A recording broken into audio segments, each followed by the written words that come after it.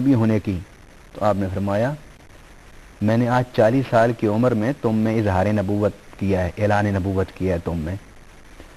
میری 40 سالہ زندگی تمہارے سامنے ہے، میری صلح اور امن کے معاہدے کراتے ہوئے زندگی تمہارے سامنے، میرے تجارت کے معاملات تمہارے سامنے، میرے ازدواجی معاملات تمہارے سامنے، میرے بچوں کی تربیت کے ماحول اور اس کا انداز وہ تمہارے سامنے ہے، میرے لیل و نہار، میرے صبح و شام، میری گرمی و سردی، موسم خزاں اور بہار، یہ سب تمہارے سامنے کھلی کتاب ہے.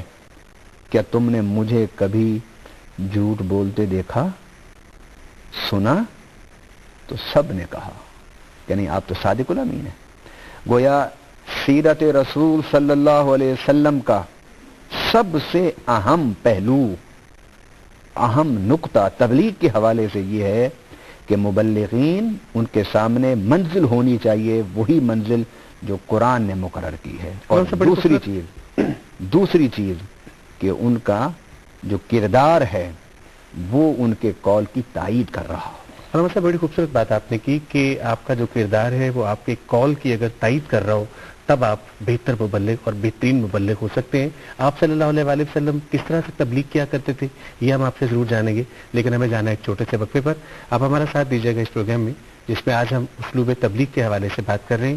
چھوٹا سا وقفہ، آپ سے ہماری ابھی ملاقات ہوتی ہے.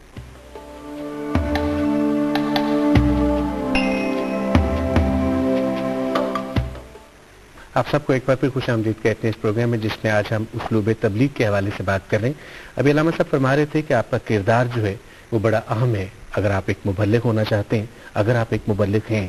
میں اسے یہ جاننا چاہوں گا کہ آپ صلی اللہ علیہ وآلہ وسلم چونکہ ہم سب کے لیے ایک نمونہ ہے، آپ صلی اللہ علیہ وآلہ وسلم کا کیا طریقہ کار تھا تبلیغ کا؟ علامہ صاحب آپ اس فرمائیے گا. آپ نے ابھی وقفے سے پہلے کہ بہتر مبلغ ہونے کے لیے ضروری ہے کہ انسان کا کردار اچھا ہو. میں کہتا ہوں کہ کتاب و سنت کے حوالے سے بنیادی طور پر مبلغ بنتا ہی وہ ہے کہ جس کا ویژن بھی کلیئر ہو اور جس کا کردار بھی ایک سچائی کا منہ بولتا ثبوت ہو. آج معاشرے میں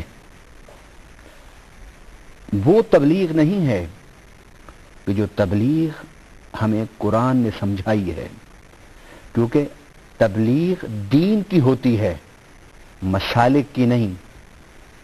تبلیغ دین کی ہوتی ہے، فرقوں کی نہیں.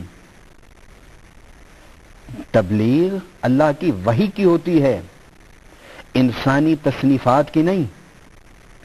آپ انسانی تصنیفات کو پڑھیں پڑھائیں لیکن اسے تبلیغ نہ کہیں، کیونکہ قرآن میں اللہ نے واضح لفظ فرما دی ہے، بلغ ما انزل الیک من ربک، پہنچاؤ جو تیرے رب نے اے پیارے حبیب تیری طرف نازل کیا. اور اگلا جملہ قرآن پاک کا تبلیغ کے مفہوم اور مقاصد کو واضح کرنے کے لیے بہت کافی ہے.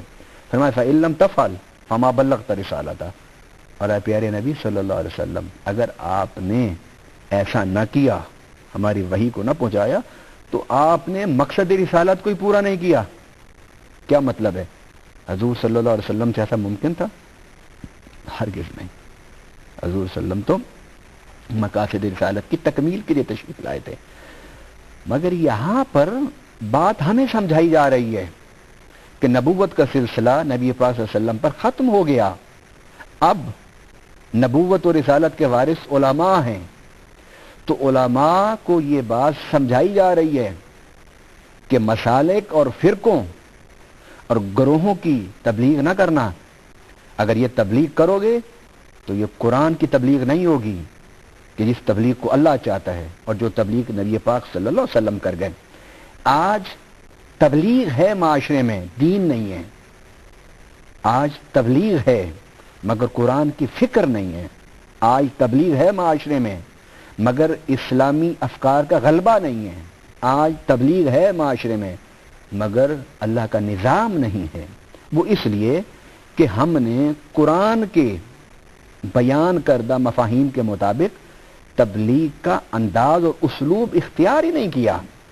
لہذا مبلغ بننے کے لیے ضروری ہے کہ ہمیں سیرت رسول صلی اللہ علیہ وسلم اور انبیاء کے اسوہ حسنہ کو سامنے رکھتے ہوئے وحی کو اوڑھنا بچھونا بنانا ہوگا، اور وحی کے اندر جو فکری انقلاب ہے، وحی کے اندر جو ذہنی انقلاب ہے، اور وحی کے اندر جو عملی انقلاب ہے، اس انقلاب کو سامنے رکھتے ہوئے نبی پاک صلی اللہ علیہ وسلم کے اسلوب انقلاب پر چلتے ہوئے ہمیں جدوجہد اگر کرنا ہم نے شروع کر دی تو یہ تبلیغ ہے۔